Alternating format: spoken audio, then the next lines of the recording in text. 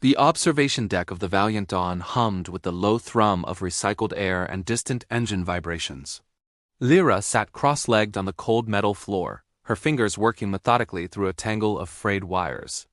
The portable radio had died 3 cycles ago, and she'd finally found time to resurrect it. Around her, the vastness of space stretched infinite and indifferent through the reinforced viewport. She didn't notice the small observer until a shadow fell across her workspace. Kiri stood at the edge of the makeshift repair zone, her triangular ears twitching with curiosity.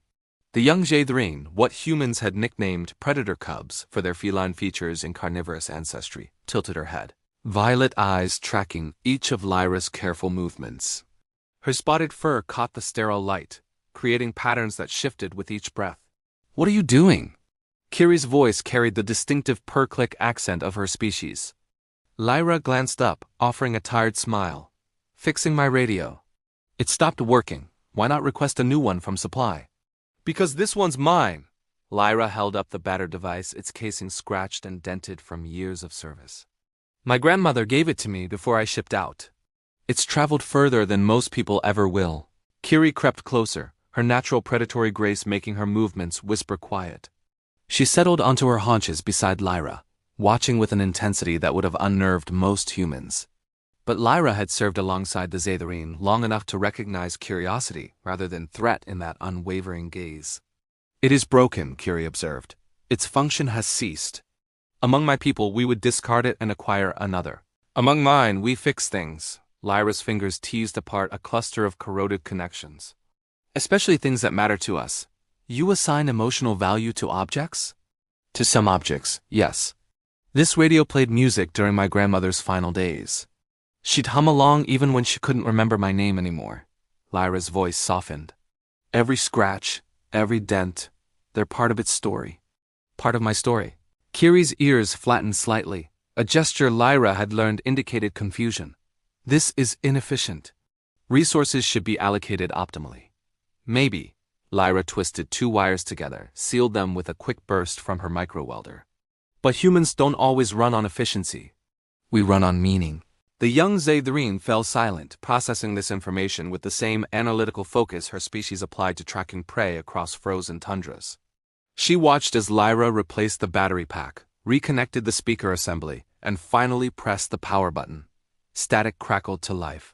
Then, breaking through the white noise, music emerged, a old Earth song, crackling and imperfect, but unmistakably alive. Lyra's face transformed, exhaustion melting into something like joy. "It works," Kiri observed unnecessarily. "It works," Lyra confirmed, her eyes bright. "You mended it." "I did, because you love it." Lyra paused, considering the simple statement. "Yeah, I guess that's exactly why." Kiri's tail curled thoughtfully around her legs. "Humans mend what they love," she said, as if committing the phrase to memory. "This is a strange concept, but I think I begin to understand."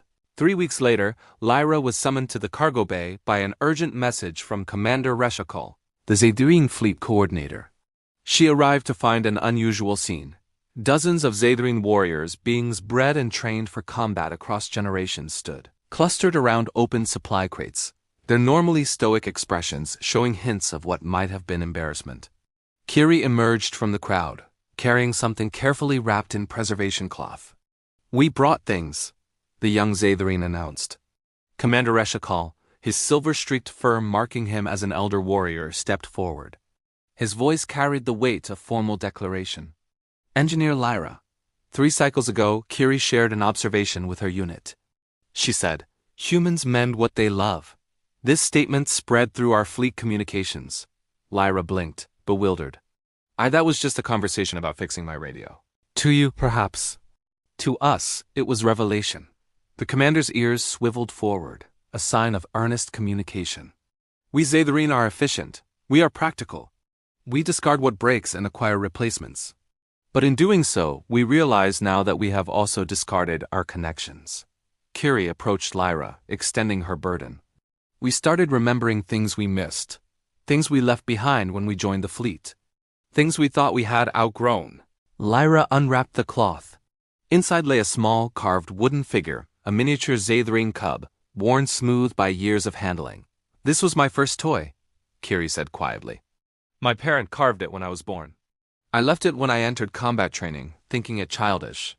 But after watching you repair your radio, I requested it be sent from my home world. Around the cargo bay, other Zaydrim began unwrapping their own treasures. Ancient family weapons that had been relegated to museums. Childhood journals written in bioluminescent ink. Preserved flowers from ceremonial first hunts. Musical instruments that hadn't been played in decades. Commander Ashokal held up a tattered banner, its fabric patched and repaired countless times. My ancestor carried this in the Unification Wars, 5 generations past. It was damaged, retired, forgotten. I had it retrieved from our historical archives. The fabric is torn, another warrior added, showing a damaged section. We wondered. Would you show us how to mend it? How humans mend things they love. Lyra looked around at the assembled warriors, these apex predators who could calculate kill trajectories with mathematical precision, now standing vulnerable with their broken treasures held like offerings. You want to learn how to fix things? We want to learn how to preserve meaning, Commander Eshikol corrected. You humans fight alongside us not because you are the strongest or the fastest. You fight because you have learned to carry your past into your future. You mend what matters. We have been so focused on moving forward that we forgot to bring anything with us. Kiri's ears perked up hopefully. Will you teach us? Lyra felt something shift in her chest. That peculiar human emotion that comes from being truly seen, truly understood. She set down the carved cup carefully, then nodded. Get your tools, she said. Let's start with that banner. And someone grabbed the sewing kit from medical. This is going to take a while. We have time, Commander Eshikol rumbled. Thanks to you humans, we are learning that some things are worth the inefficiency. As the Zaydrim dispersed to gather supplies, Kiri remained beside Lyra, turning her carved cub over in her paws. My parents' hands made this, she said softly. I can feel the marks where their claws shaped the wood. I thought I was supposed to leave such things behind to become strong. Strength isn't just about what you can walk away from, Lyra replied. Sometimes it's about what you choose to carry. The young Zaydrim's purr resonated with understanding. Humans mend what they love. And in mending, you teach us to love what we had forgotten. Through the cargo bay viewport, the fleet stretched across the stars, human vessels, and Zaydrim warships. Different in design but united in purpose. And now, Lyra thought, united in something else. The simple, profound act of preserving what mattered. She picked up her tools and smiled. All right, she said. Let's start mending.